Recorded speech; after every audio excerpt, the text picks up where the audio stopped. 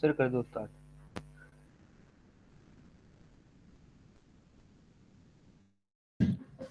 Okay. So hi, very good evening, everyone. So today, Bhupinder and I are here to present a session on off-campus placements. So just a quick introduction before we move ahead, right? So we both graduated from PEC in 2023. So we come from non-circuital branches, which meant we had limited opportunities during on-campus placements. Because of that, we explored off-campus options, and we were fortunate enough to secure offers from multiple companies with the likes of JustPay, Myntra, Amazon, and Walmart. So since we learned a lot during that process, right, what worked and what really helped us, we wanted to share those insights with you all. Like what are the do's and don'ts? So that's the reason we have organized this session today. So without wasting much time, let's get started. Bhupinder, you can move to the next slide. Okay. So before we move ahead, right, let's quickly talk about what a SD actually does. So back in college days, while preparing for this role, we did not really know what a day-to-day work of an SD looked like. We just knew they develop and maintain software. But there's a lot more to it. A typical day involves planning, where teams discuss new features or improvements that can add value to the business. Next comes the system design, where engineers decide how a particular feature will work, like how will be the higher level architecture and the flow. The next comes is the implementation part. After we are done with the implementation, before deployment, everything goes through rigorous testing to make sure that new changes don't break existing systems.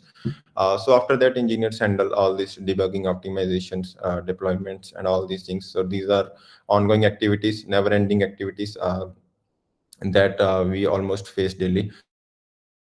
So that was a quick snapshot of what an SD really mean, being an SD really mean in today's industry. So I'm sharing it to bring some light to the people. So like what interesting work a software engineer do actually. So now let's move on to the main topic of today's session. That is the off-campus placements. I'm pretty sure most of you already have some basic idea, at least, what it means. So, for anyone who is new to the term, maybe a first or second year student, an off campus placement simply means getting a job outside your college official placement drive. So, in an on-campus placement, the college invites companies, conducts tests and interviews, and helps you connect with the recruiters. But in off-campus placements, right, you're completely on your own. You search for openings, apply directly, reach out to the recruiters on your own, and go through the entire process independently.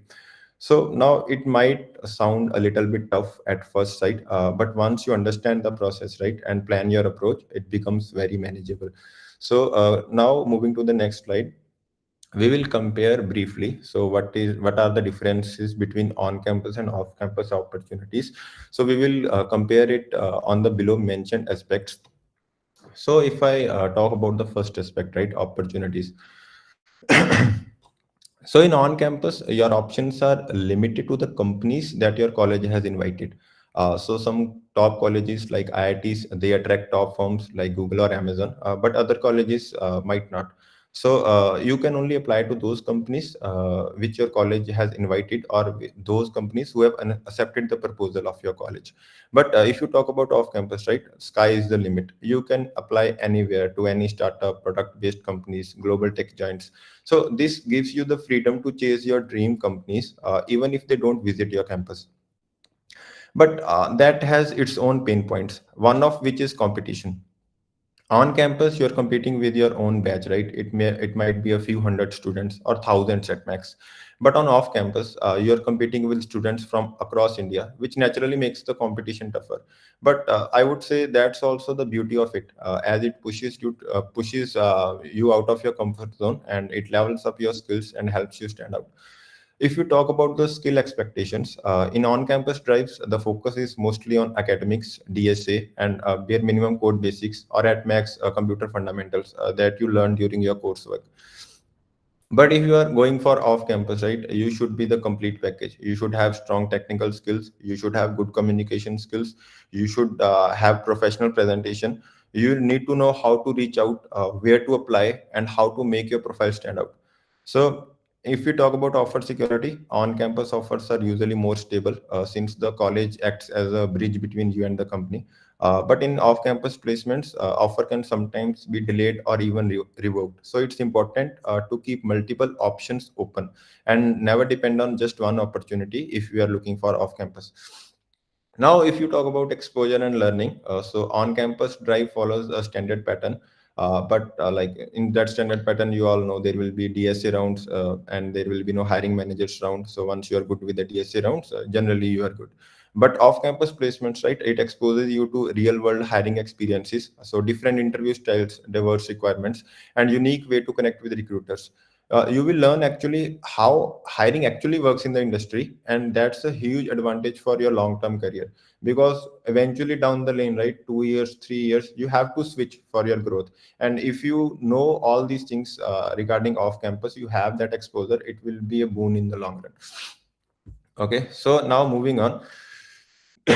So having said this, right, so to summarize, if you are from a good college with great placement opportunities, I would say definitely make full use of them.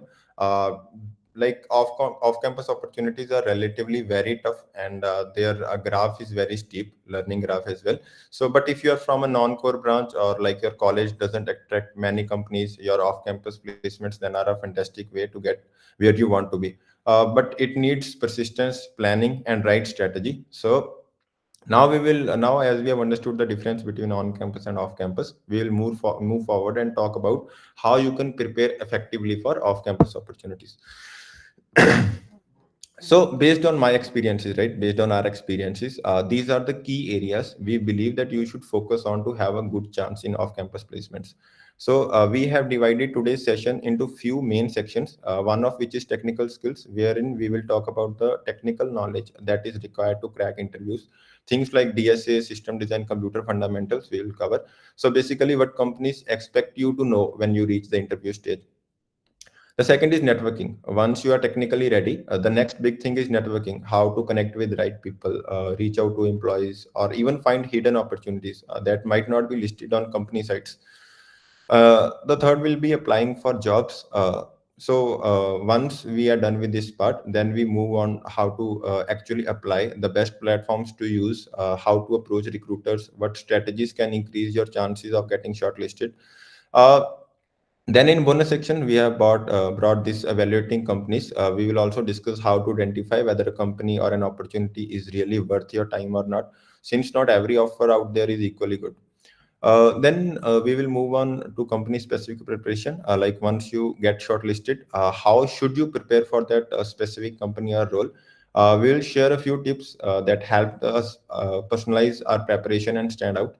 And after that, we will discuss about the post interview phase. Finally, we will cover what to do after the interviews, like once your interview loop is done, how to follow up if you have multiple offers, how to negotiate.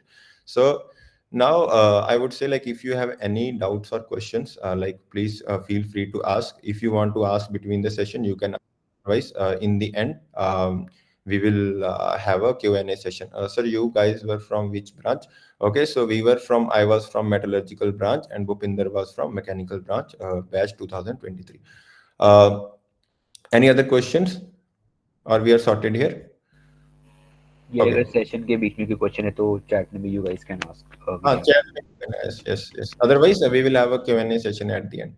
Uh, so I think now to kick things off, Bhupinder will take over and he will talk in detail about the technical requirements that are needed for the off-campus placements. Yeah, so hello everybody. Now we'll be talking about the technical skill requirements for the off-campus placement. So the first and the foremost thing that comes is DSA. So what is DSA? DSA is basically a combination of two things. One is data structure and the second is algorithms. So data structure means the way we store data, and algorithm means how we process on that data to figure out a solution to a problem. As simple as it sounds. So now we talk about why is it important to learn DSA and to practice it. So around the globe, no matter if it is a startup or a MNC, DSA is kept as a basic standard to test a candidate's mental aptitude and problem solving skills. So the most important thing that is being judged here is your problem solving skills. Now, if we talk about how the basically the main myths that we have when we listen very often around the students, that I have done 300 questions of DSA on lead code, I have done 500 questions, is this enough or is this not? So number of problems is the one thing that you should not focus on. The main thing that you should focus on here is building your problem solving skills, building your mindset such that you can solve any problem that is given to you using these data structures as well as the algorithms. Yeah. So the most important topics that we have in this are listed as follows. The first one includes the linear data structures, which is like the array, strings, linked lists, tags, and queues. There are some algorithms that will be applied on these data structures, like prefix sum, hashing, and other things. After the linear structures, we have the non-linear structures, which is like trees, graphs, tries, segment trees, etc. And the algorithm that works on that, like BFS, DFS, shortest path, etc. Once this DSA part is sorted, then comes the algorithm thing, that how do you process on the data to figure out a solution to a given problem. So there are multiple algorithms around the world, but we'll be focusing on the classic algorithms that we have. Like if we talk about trees and graphs, we have the lowest common ancestor, LCA, Dijkstra, Kruskal, etc. And there are some very common problem solving patterns like binary search, dynamic programming, two pointer, recursion, etc. These are the most important things when it comes to DSA. And one topic which is different from them, which is from a mathematical background, is number theory. It is a little uncommon, but it is definitely asked in the online assessments as well as the interview rounds as well, which includes GCD, the basic stuff that we read in our class 10th, like LCM, HCF, problem, which are based on that. If we talk about the resources which can be used to prepare DSA, I have listed 3 links. One is the CSES sheet, other is the neetcode.io, and the third one is LearnYard. Specifically, the DSA interview sheet in the LearnYard domain.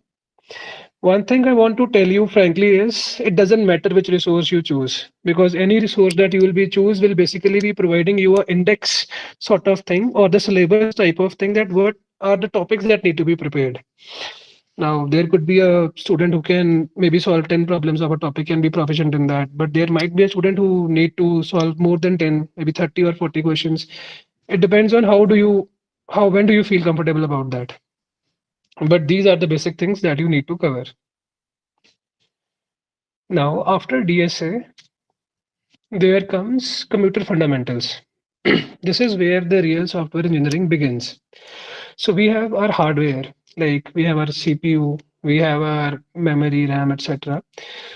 The first of all comes the operating system, which is basically a interface between those hardware and the user. Now, it is very important to read about the subject operating system, and the main important topics in this includes the process management, memory management, concurrency control, and file management basically. So the best resource to complete the OSA topic will be, there's a book called Operating System, 3 Easy Pieces.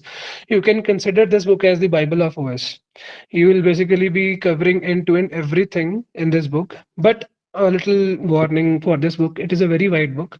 If you are in your first year or second year, I'll definitely recommend you to read this book. But if you are in your later years,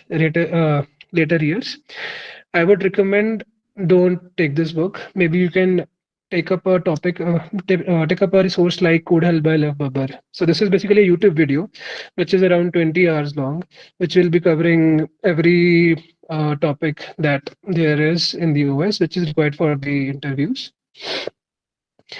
And we also use the same resources, and I think these resources do good justice to the topic. Moving forward, the next thing comes is CN. CN stands for computer networks. Now we have orchestrated the hardware. We have one system ready. Now that system wants to talk to some other system. There comes the communications between the system, that is called computer networks. So in this subject, you mainly study about the OSI layers, which is many layers starting from the physical to the application. But the main important layer here is the application layer, which will be including some protocols like HTTP, UDP. There are many other protocols also like UDP, TCP that you need to read about. The low level stuff like the physical layer is quite unimportant here. If we talk about in respect to a software development engineer role. But when you go to the lower level roles like the embedded engineer or the network engineer, there it might be more useful. There are some other important things like how the DNS work, how the CDN work. That is pretty important. So if we want to conclude this subject in one question, that would be what will happen when you open your Chrome browser and type google.com and press enter. Now, this question could be answered in 1 minute or in one line, or this same question can be taken up more than 30 minutes to elaborate each and every component. So, how those components are broken down is basically the subject called computer networks. So, resources for that could be this is a very counterintuitive book, I would say, Computer Network, a top down approach. This is the book that me and Herman both used to prepare for the topic. Highly recommended book. Uh, now, Now comes the third subject, which is the database management system. So now we know how important data is now in today's world. Data is like the most important asset any company holds as of now. It is also rightly said that data is the new oil. So it is very important to read the subject, not only in the interview perspective, but in general. So this will include like how a basic database management system is built, basic things like ER diagram, normalization, and how do we query that data? How do we optimize that query, indexing that is used, transactions, and sharding that is there. Once you study about that, then comes the part where you want to understand how the internal of database management system works. Like we have data. How is the data actually stored inside the machine, inside the system, inside a database center? That is what you will read in this subtopic. Once you have read that and you have the basic understanding of, let's say, RDBMS, RDBMS is basically relational databases. Then comes the part which is pretty important from the interview perspective, that is designing a database for a given problem. Let's say you are designing a YouTube system, so you need to have your database also, in which like you will be storing your videos, the likes on that video, dislikes, comments. There's a profile of a YouTuber, their the count of subscriber, etc. There is ton of information about that thing that needs to be stored. You cannot just store everything at random in a file. You need to query that instantly. So how do you do that? There comes this part which is very important for the interviews. So these are a few resources for this. There is a book called Database Internals. This is a very good book which will give you a very in-depth insights for how data is actually stored in the hardware. And yeah, and similarly, if you want to spend less time, you have that code held by Lefebvre's video for the same also, which is approximately 15 hours, and you will be good with the topic for the interview perspective. Moving forward to the third step, which is projects.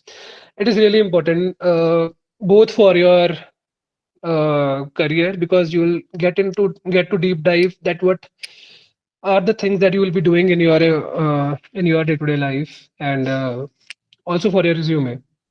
So first and the foremost thing that I will recommend you to do is pick up any course which is teaching you full stack development. Stack does not matter, but it is recommended that you take some beginner friendly stack like maybe Mern stack, which includes JavaScript for the entire language, Node.js for the backend, and React for the front. Complete this course end to end so that you get basic understanding of how application works. What is a front end? What is a back end? You get to know from the very basic, like what is HTML, CSS, how a programming language like JavaScript work, etc. Once you have the basic understanding of everything, now it's time to get more hands-on. Maybe you use internet, try to read documentations out there for everything if you have time, or maybe just follow a YouTube tutorial and try to build a project. After you do that, you will be pretty hands-on with development. Then look around you and maybe choose a problem that you want to solve, a real world problem that as you are facing, or maybe your friend is, or whatever it be. uh, Try to build a software oriented solution for that. Take the help of internet. Any problem that you face while building any solution, it is pretty easy, pretty positive to assume that that problem is faced by somebody else in the past, and you can find the answer to that in the internet. Go and explore about that. Now, once you have made your projects, like 2 or 3 projects, you definitely have to deploy them, and have a live link for that. Also put it on the GitHub and have the repository link and add both of them in your resume. Now, once you've added those projects in your resume, I just want to talk about what is the interviewer's expectations from your project. So, uh, yeah. So, but if any in any case you are not able to deploy that project, at the very least, I want you to open the project and record a video of 2 to 3 minutes of you using that, and try to cover all the features that that application have, and upload that on your Google Drive or maybe YouTube, so that you can have that link on the flag, so that the interviewer can get a good perspective of what you have built.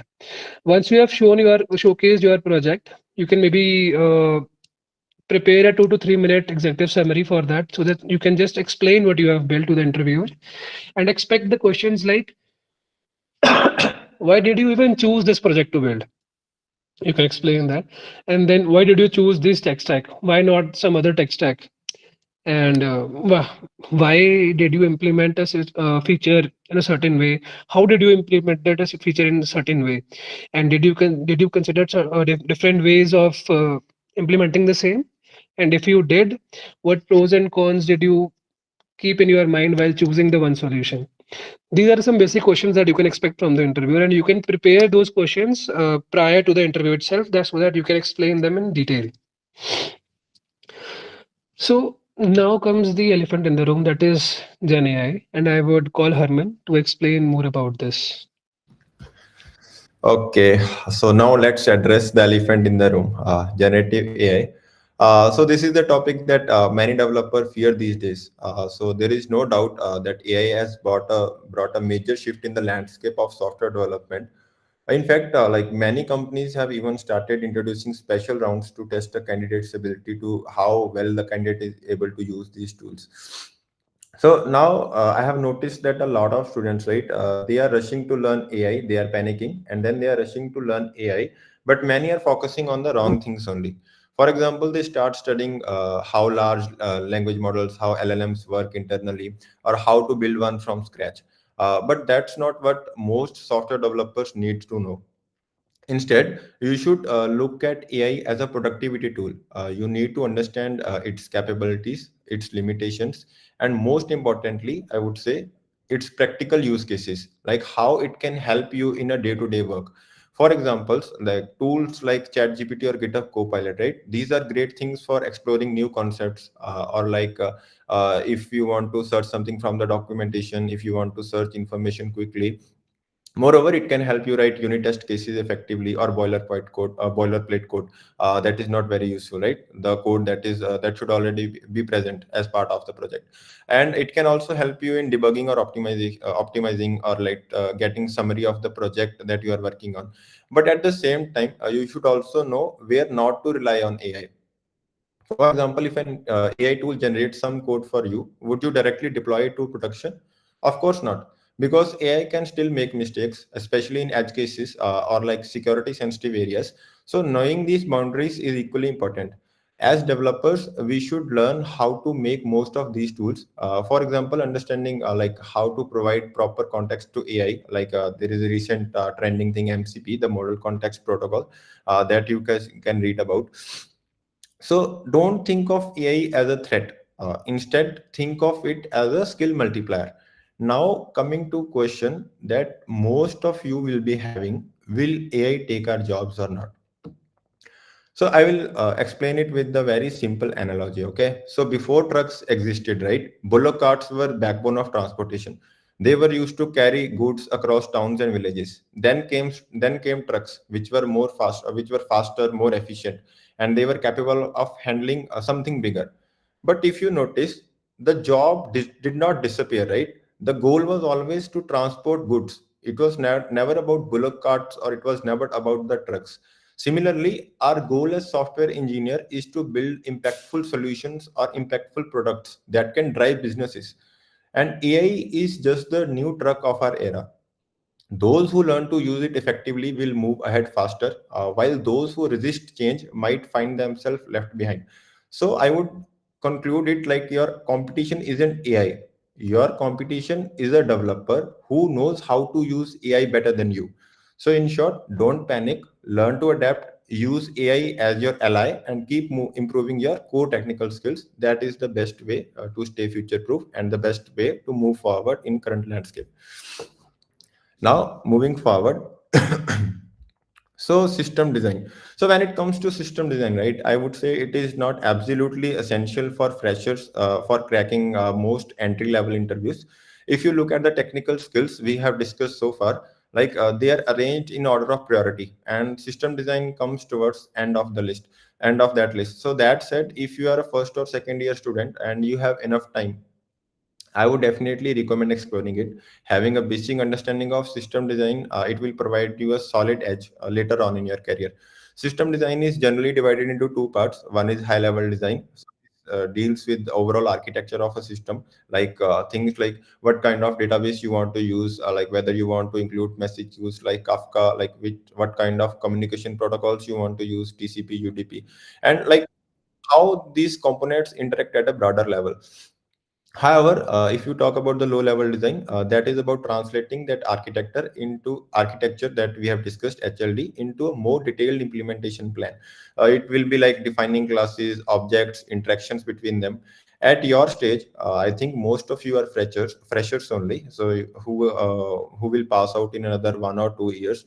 So at your stage, I would say focus mainly on the LLD only. Learn how to design classes, follow OOF principles, understand common design patterns like strategy or observer. Like this will make you a much stronger developer in the long run. And nowadays, due to this AI and other stuff, right, and geopolitical situations going on, so the hiring bar has increased drastically. So now some companies, what they are doing is they are keeping one technical round based upon LLD itself. So that's why I'm saying if you have time, then definitely go for this LLD topic. Try to solve a few practical questions and have some basic understanding. So as resources, I would personally recommend two that I found really useful. The first one is Head First Design Patterns book. This is a very beginner friendly book and it explains concepts very well. And second will be the Refactoring Guru website. So yeah, that's all about the system design. So now moving ahead.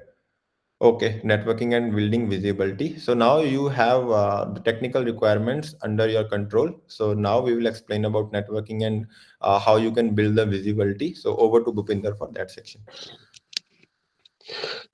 Yeah, so now do you have built your technical skills, right? And now you have to go on the social media that we have like LinkedIn, etc., and build connections out there. So while we are on that platform, we one type of people that we should make connections with are the people who are on the same level as us in terms of or in the same level which we want to join in the industry, like SD1s or maybe interns in the companies that you want to target. Or the second could be the hiring manager or the senior SDs that are in the same field you want to make the connections with, so that in future you can ask your doubts or maybe ask for a referral, whatever. You make a good connection with them so that they can provide value to you, or as you can provide value to them anyhow. The second major thing, major people that you should make connections with is recruiters. Like there is a company, recruiter are the main your gateway to that company, because they'll be hiring, they'll be posting the job openings. You can text them showing your interest in an opening, and this is basically your gateway to that company. Second, second thing includes building visibility. Now, once you are on that social media app, let's say LinkedIn, we are taking as example. So you need to build visibility on that there is a guy who knows how to build stuff, who is good at this software engineering thing. So this can be done in two ways. One could be You can post your quick wins, like you got some good ranking in some good global contest. You can just post that hi, this is what I did, etc., etc. I achieved this. Second could be you maybe achieved a major milestone on some coding platform. Let's say you became expert on code forces, or maybe you became knight or guardian on lead code. It could be anything. uh, One more thing is the second thing is basically building in public. Building in public is the most important and the most fruitful thing you can do on any social media. You can choose or try both LinkedIn as well as Twitter, I would say. You choose a personal project or maybe a production product, a project that you want people to use. You build that, you post your maybe updates on the thing, or maybe you tell people to use this product and give you feedback, and you build that feedback, build those features and push it again and take that feedback loop. One thing that could happen in this way is you will get recognized around the people that are in the same domain as a one who knows the stuff and who can build the stuff. This could really attract recruiters as well as maybe the new startups which are building their founders, who wants to make their founding engineers team, uh, and you can get some really nice opportunities. After this, there are some hackathons which you can join and you can post about those hackathons. It is not important that you need to share your achievement in terms of getting a place. Participation in a hackathon is also an achievement. You can just share about that also. You'll get really good experience doing that and get a really good visibility on the platform. Now comes the main important topic for this session that we are having today, applying for the job. And I would like to call Herman to expand this more. Okay, so Shreyansh, like, will it be fine if I start coding from second or third sem? I will answer it a little later, okay, at the end. It should be fine, right? Okay, I'll answer it little later. So now, all right, now let's move on how to apply for jobs. And the first and honestly, the most important thing you need to focus on is your resume. So think about it, right? Your resume is basically talking to the recruiter before you even do. So it's super important that it's clear, it's professional, and it is ATS friendly. So for those of you who don't know what ATS friendly mean, ATS friendly means that the resume can be easily read by the automated systems. So most companies nowadays, right, so there are applicants in millions, right? So most companies, they don't manually screen resumes at the start. Software does it for them. So your resume needs to be readable by the machine and it should look professional to humans. So machine readability is what we call the ATS friendliness. So some quick tips, right? Avoid overly fancy templates first thing, or things like including your photo. So recruiters want content like what you have really done, they don't want decoration. So keep it simple, keep it precise. Second is as I've already mentioned, keep it clean, concise, and structured. So now let's break down the key sections of a good resume. So first one is summary, right? I think this is optional section. You can add 2-3 lines brief summary if your resume have space. If it doesn't, then it's not mandatory at all. The second session that should be present is experience session. So if you have done some internships or if you are already an experienced developer, then this experience section comes into picture. So this is where you highlight any real world work, internships, or like industry level projects you have worked on. So make sure to use impactful words and metrics to show the impact or to show the difference that you have made, because these numbers speak louder than words, right? So make sure to include impactful words, good verbs, and numbers that can show your impact, that can amplify your impact. The third section is education. So that needs to be mentioned. People also mention +1, +2, or like 10th class marks, but I think that is irrelevant. If you want, you can mention Otherwise, just mentioning your degree course should be fine. So if you are from CS branch, then it is great, you can go on and add that in your resume. But if you are from a non CS branch, right, then what you need to do is you need to highlight relevant courses or projects that show your programming or technical skills. For example, if you are a mechanical student, you might have done some computer courses, like computer networking or maybe basic data structure courses as part of your curriculum. So you can mention that. And then moving forward, project sections already Bhupinder has explained. So additionally, you can use the star method to explain most of your projects. Now I won't go into that detail. What is star method? You guys can Google it. Make sure to include the live links or the GitHub repositories as well for all the projects that you have made. So this actually shows recruiter that you have actually built something. So another section I would talk about is achievements. This section helps you to stand out from other applicants. It gives you an extra edge, right? So things like competitive programming ratings, if you have your 5 star somewhere, 4 star, or maybe you are a specialist or a expert somewhere like Code Forces, or you have coding contest participation somewhere organized by some reputed institutes like IIT, or you have any great certifications. So this is the place to mention all those things and get some edge. And the final will be the skill section. So this skill section, it is crucial for ATS. Make sure your skill sections contains all the relevant tools, languages, and the trending technologies that companies are using these days. Because the higher the ATS score, the better your chances of getting shortlisted for the job. So these things, whatever you mention in your skills, right, make sure all those are the relevant words according to the JD. Okay, so sir okay, यहाँ moving. पे I would like to add one thing, मतलब आजकल काफ़ी ज़्यादा resumes में मैंने देखा है कि लोग ऐसी ऐसी चीज़ें लिखते हैं जो उन्हें एक्चुअल में पढ़ी नहीं होती हैं। तो कभी भी रिज्यूमे में चीज़ें फेक नहीं करनी होती हैं, जो चीज़ें तुमने एक्चुअल में पढ़ी हैं वही लिखो। क्योंकि in worst case you can expect कि इंटरव्यू तुमसे कुछ भी पूछ सकता है। तो अगर तुमने कुछ भी झूठ बोल रखा है और इंटरव्यू के बीच में, इंटरव्यू के बाद, मतलब उसको इस बात का ज़रा सा भी हिंट लग जाता है कि तुमने ये फॉल्स क्लेम किया, तो उसका बहुत एक नेगेटिव इम्पैक्ट पड़ता है। तो ऐसी चीज़ें नहीं करनी चाहिए, जितना आता है उतना ही लिखना चाहिए हमेशा रिज्यूमे। यस। हाँ, ये अच्छा पॉइंट है गुरमेर। मतलब बेसिकली एक्सपेक्टेशन तो ये है कि आप ऑनेस्टी जो है वो हर जगह अप्लाई करो। बेसिकली इधर भी नहीं, आप किसी भी फेज में हो लाइफ के, तो that I think that should be ethical, we should all be ethical. So झूठ कुछ नहीं बोलना है, अगर पकड़े गए तो सीधा बाहर हो गए, ये तो कंफर्म्ड ही है जैसे गुरमेर ने बोला।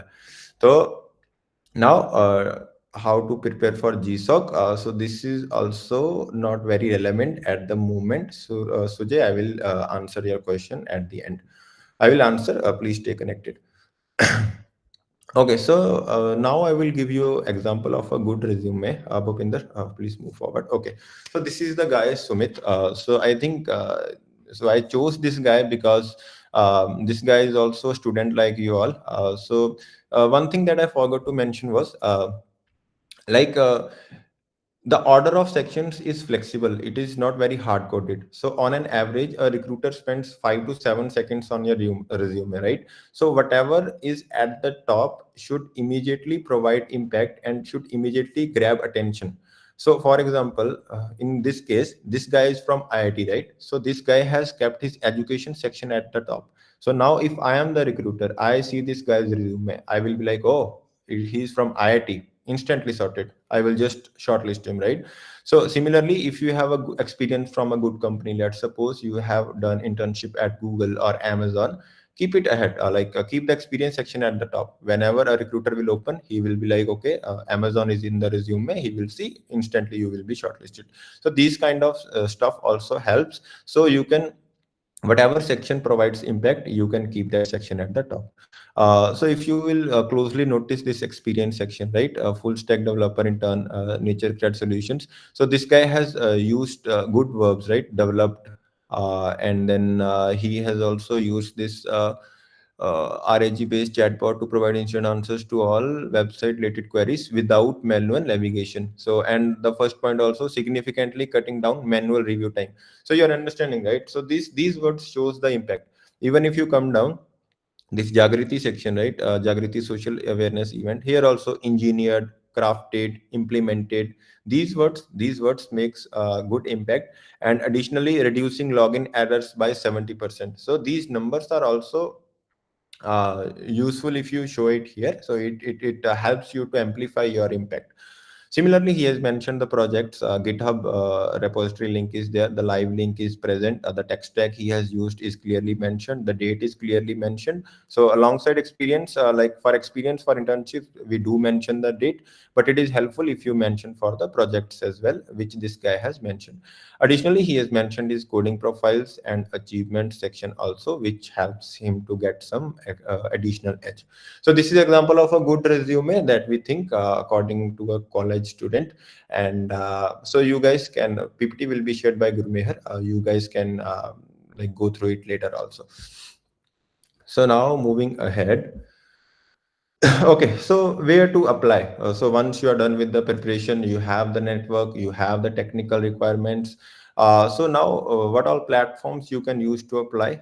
So I have mentioned some of the platforms: LinkedIn, InstaHire, Naukri, Unstop, Indeed, and career portals. Like these are underrated these days, but they are very very important as well. The career portals of the companies.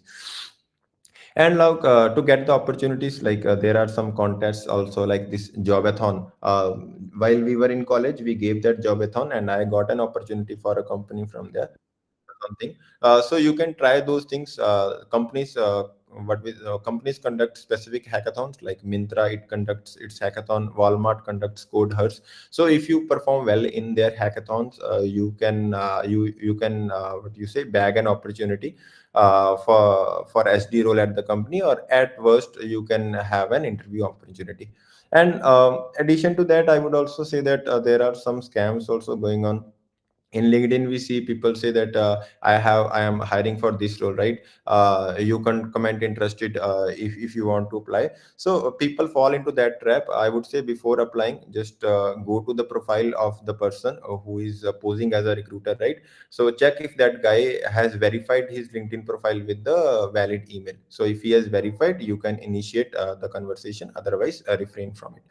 So from these all platforms, LinkedIn, InstaHire, and Naukri, these three have helped me most personally, me and Bhupinder. However, I hear from other people that other platforms are good equally good. So you can try all this. Okay. So moving ahead. Okay. So what are all the different ways that can help you boost your chances of getting screened for the jobs? So first one is building connections with the recruiters. For example, if you are targeting companies like Uber or Google, right? I'm just taking an example. Try connecting with the recruiters there of these companies before even job postings go live, right? Try to send connection requests to recruiters of all the companies you are targeting. So maintaining a connection helps you reach out directly when an opening is available. So it's much faster than applying blindly.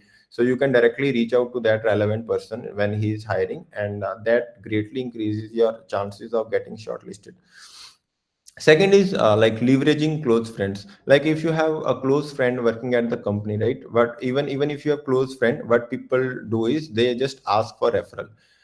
So instead of doing that, provide all the relevant information so that the guy, your close friend, can directly forward it to hiring managers or the recruiters.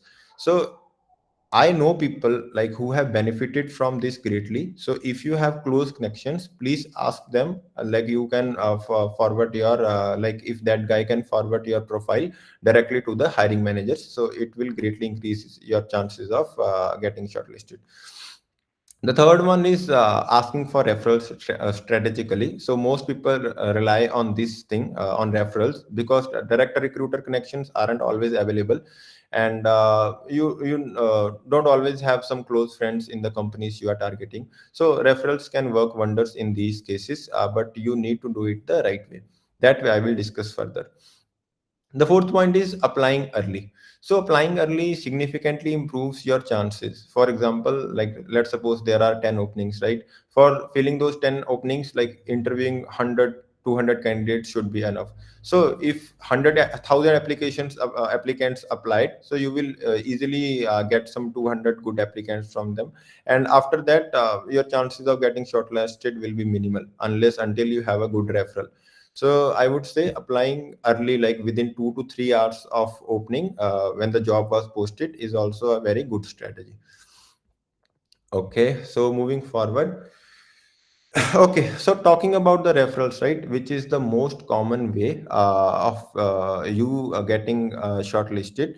So first we need to understand the referral psychology. So many students they think that referrals only benefit them, and that asking referral is a one-sided favor. That's not true. So we as developers, we as a part of company are usually happy to refer someone if a person is good match for the role, because it benefits both sides. Like most MNCs, they provide referral bonuses. If I refer someone and that guy joins my company, like in Walmart, for example, I will get 50,000 rupees. So it is win-win situation for both. We do want to refer you. It's not like it is just a one-sided game. The second thing I want to highlight here is, so people are very busy, right? So your job as a person seeking referral should be to make it easy for us. So if you are not putting in all the relevant details for me to make a decision, or even the details which I need to refer you, right, honestly I can't do anything more than that. People can't do anything. Like I won't follow you up like can you share the job ID, or whether something like can you share me the resume. These things, nobody, plainly I'm speaking, nobody has that much time. So it is better beforehand you mention all the required information.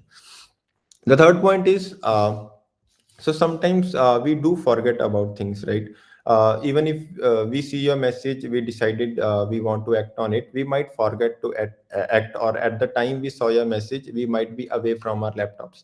So a courteous follow-up message can remind us, and that can increase your chances of getting the referral. And the fourth thing is, basic criteria should be satisfied.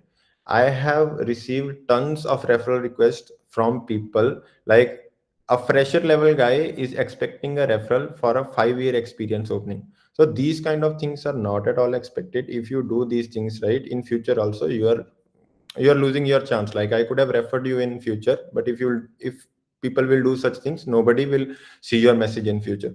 So if you meet the basic requirements, then only you should send the appropriate message. Now moving forward. So what is a good message, right? What is a good referral message? So here is a checklist for a good referral message.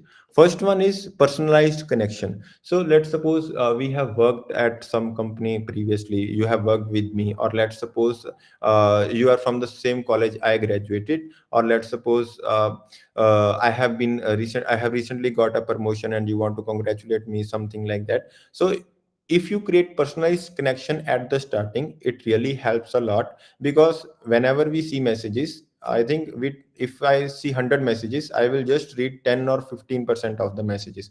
So if you try to mention a personalized connection at the start, your chances are high that I will read full message. Okay. The second thing that should be present in your referral message is brief introduction, a brief introduction about yourself.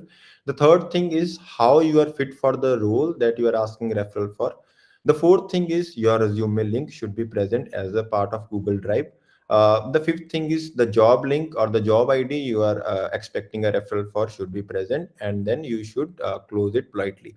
So these are all the things that are absolutely necessary when you ask for referral message. So a good referral message contains all these parts. Moving ahead. Okay, so I have taken some examples of how not to write a message. For example, this, hey bro Yogesh here, can you help me out? So any one of you can take this opportunity to explain, like, if what do you feel? Why is this not a good message? Hey bro Yogesh here. This one. Anyone? So it's too casual.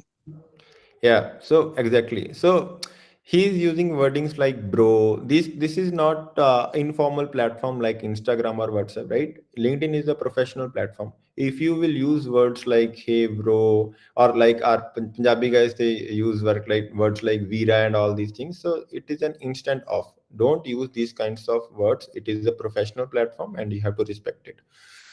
So now moving to this one. Hello sir, I am a third year student.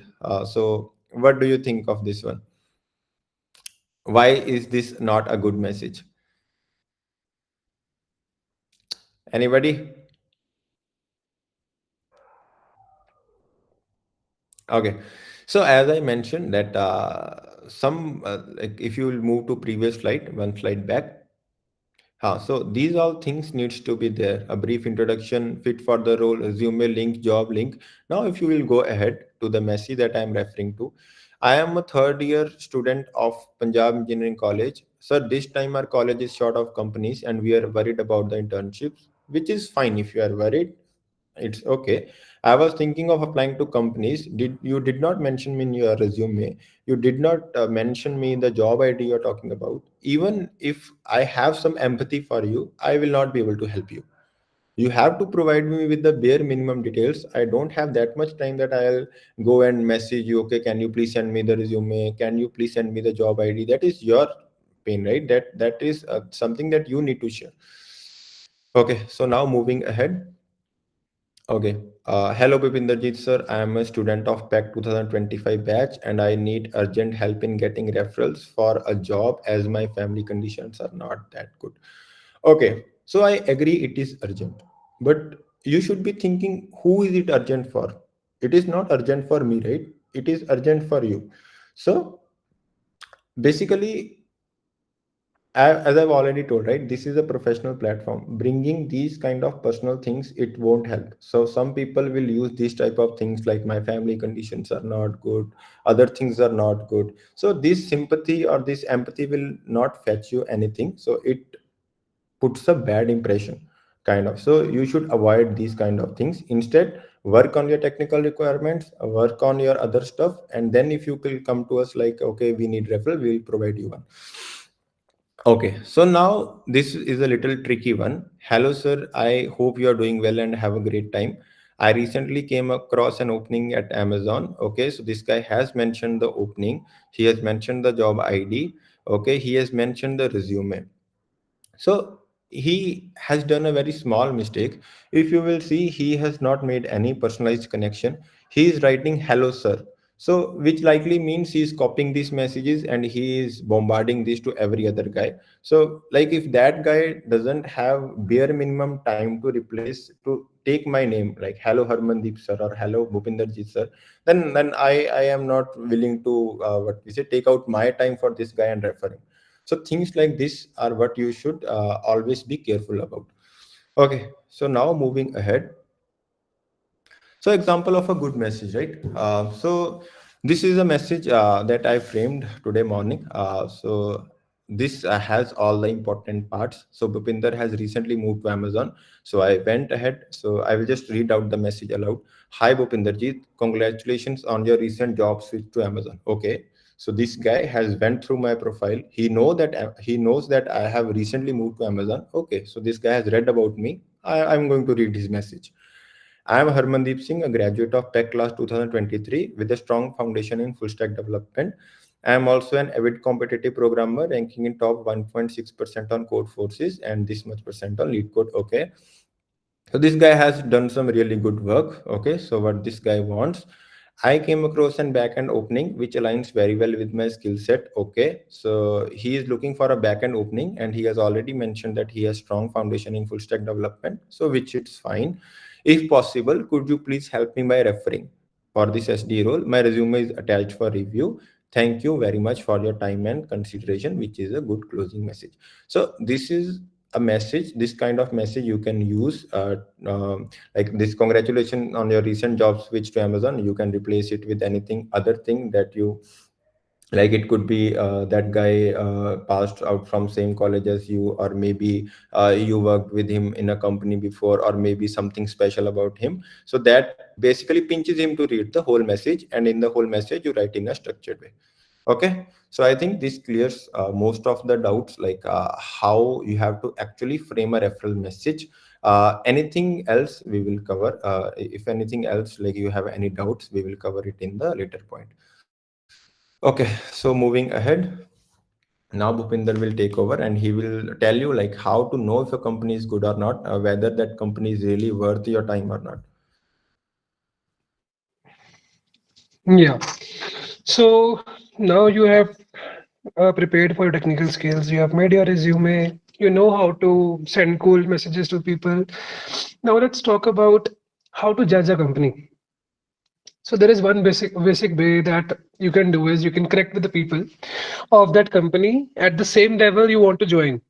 Let's say SD1s or interns in your case, and you can just ping them and ask about their reviews or their how are they feeling in working in this, how is the work culture over there, how is the work life balance, everything you can ask if they're comfortable to share. This is one thing. Other thing, you can open LinkedIn and search about that company. You can look out how many followers that company has, who is the leadership of that company, how many employees that they have, what is the employee retention rate that they are having, what is the product that they are building. The first and foremost, this is one. This is the other way. And if it is a startup or something like that, you can, or a very early company, you can just go to the platforms like Crunchbase or AngelList. Here you can see the funding of that company. Do they have sufficient funding? What is the scale of that company they are building? What is the year on turnover that they are producing? Like, is it even a stable company to join, or will it be too risky of a startup? And if you want to get the reviews of the employees that have worked in that company before, you can go to these platforms like Glassdoor, Ambition Box, and Reddit. There is one more platform called Blind, where I think people post anonymously about that company. So in these platforms, you can see the organic reviews of the people who have worked there or who are working there currently, about the work life balance, about the work culture, about the type of work that they are doing, etc. You get to know all of these. Now you know how to judge a company. I just want to share a basic case study. How we, when we were in our college years, shortlisted a company to apply for and how we went there. So me and Herman both joined this company called Astrom Technologies for our internship. This is a Bangalore-based startup. We went to their site, and that time they had approximately 20 to 30,000 followers. We searched about their founders, their CTOs, and we found that there were three people. Prasad Bhatt, who is the chairman and CTO of the company, Neha Satak, who was the founder, and the Arvind Iyer, who is the director of engineering, under whom we'll be working in the technology segment. Here we saw that all three of them graduated from IISc, which is, if not the top, but one of the top college of our country. Arvind has also been the part of Imperial College London. Prasad Bhatt has been in Texas Instruments, such big companies they have worked in, and they all were batchmates and they joined to create a startup. So it intuitively felt like a very passion-driven startup. So somehow we concluded that this will bring us a lot of value. So we joined that, and that really came out to be a very good decision that we took. So I just want to take out some time and want to explain the difference between MNCs and startup in terms of work that you will be doing, so that you can choose which suits you better. Uh, if we talk about the responsibilities, MNC, you will be getting a very specific type of work, like a specific feature of a specific segment of a specific application. Like, if I talk about me now at Amazon, I am working in the retail site on the on the application on the retail application. In the payments advertisements, I am working. But if we talk about the startup, you get to own the entire applications and the entire features. Learning, if you talk about learning with you'll be learning what how to work at a very big scale in MNCs. But here in startups, you will be knowing how to work at a very good pace, very fast pace, and deliver result and keep on. trying and doing errors and refining the product that you have. You can read about everything that is written here for your for more information, like the work culture that is pretty normal at a MNC, but it could be very hectic in the startup. Growth opportunity, it is more or less same in both of them. Job security is a little less, I would say, in the startup. And if we talk about difficulty of getting an offer, this is one of the major topic I want to talk about. So most of the MNC have a minimum bar of 1 year requirement. This is one thing that you need to look for while applying. So like Google, Amazon, every other company will be having a minimum requirement of 1 year. But if we talk about startup, there is no such requirement. They value skills way above the qualifications. If you have the skills, you can build stuff. You are welcomed in that startup. So now let's talk about how to do the role specific preparation. Now you have done everything. You have prepared your basic technical skills. You have applied for, you got the interview call. So now you want to know how the interview works, how many rounds are there, what is being asked.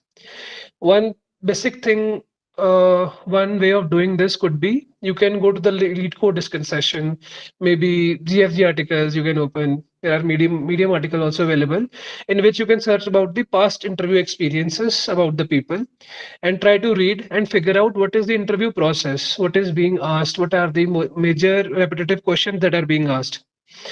But sometimes these things are provided upfront by the recruiter. If not, you can go ahead and explore that and make a list out of that. These things generally, or it could include something like some programming language basics or advanced features. Uh, let's say if you are going for a Java backend role, you need to know Java. They'll be asking Java, and if you want to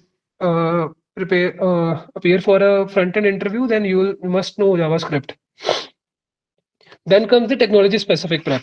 Let's say you are preparing for the same Java backend role, then it is very well expected from you to know that that Spring Boot will be your proficiency. You will be knowing that.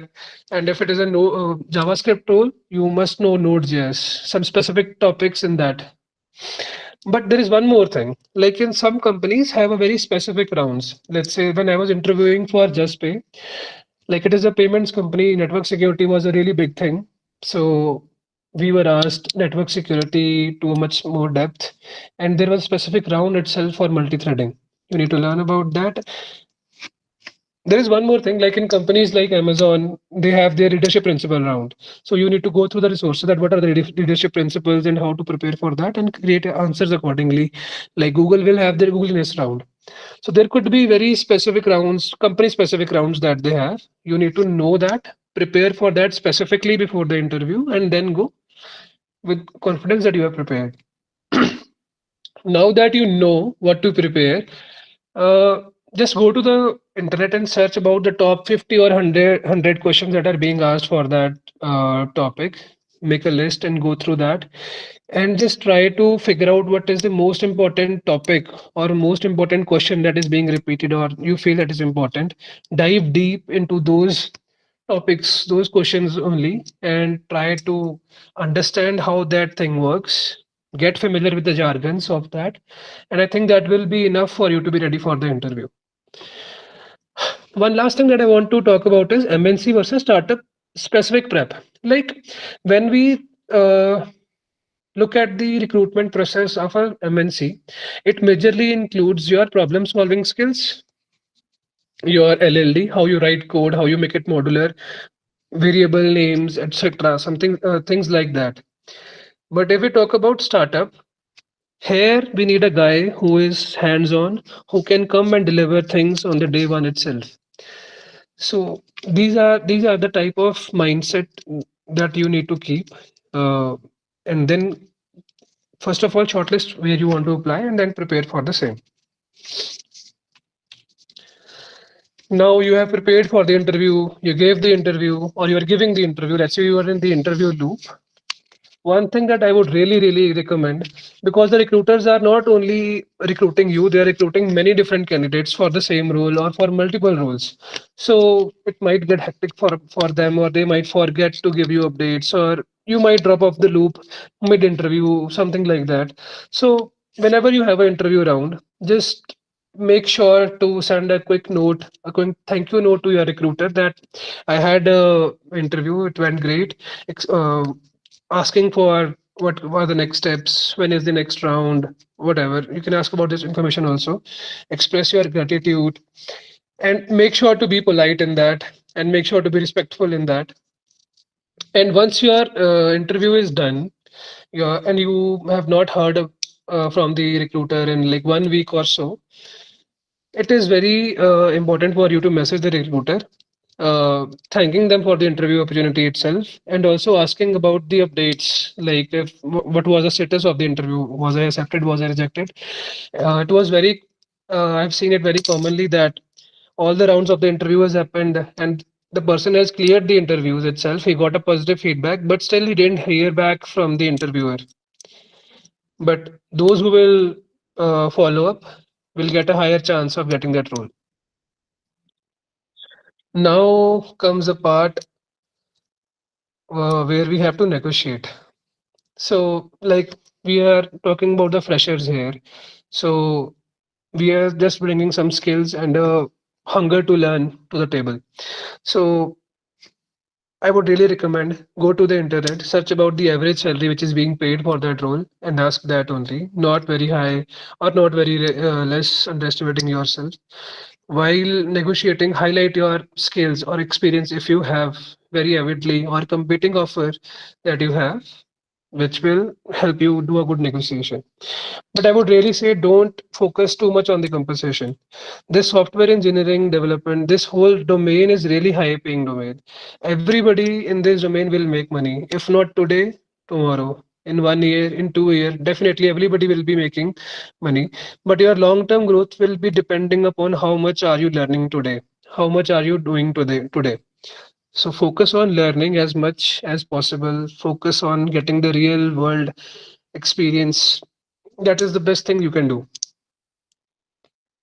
So this was the topic that we had. Now we are open for any questions, thoughts, doubts that you might have. We can take one by one. ये chat में भी डाल सकते हो question, या अगर वैसे mic unmute करके पूछना है तो भी पूछ सकते हो. I saw a question in which somebody was asking that I am in my second or third sem, or Is it too late to start? or will I be too late? So one thing I want to tell you that me and Herman both started our coding journey all together from our fifth semester. From the first 2 years, we were just focusing on our core streams, and after that, we shifted. So I don't think there is any time which can be considered as late.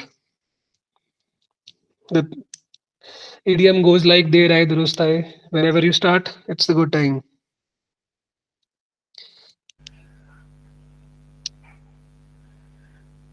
एक और question था sir, how did you manage all of this with your course studies as maintaining CG is also important.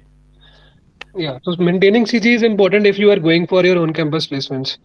For the off campus, CG is not a requirement there. You can focus on your core subjects. Maybe we all know nobody studies for all the subjects throughout the semester. It is just 1 week or 2 week before the exams that we prepare, और तभी हम exam देने जाते हैं. 1-2 हफ्ते की ही बात होती है पूरा सेमेस्टर का पढ़ना. When the classes are going, you can just focus on your skills and everything. I just want to make sure if Harman is still in the call. Yeah, I'm still in the call, Bhupinder. Uh,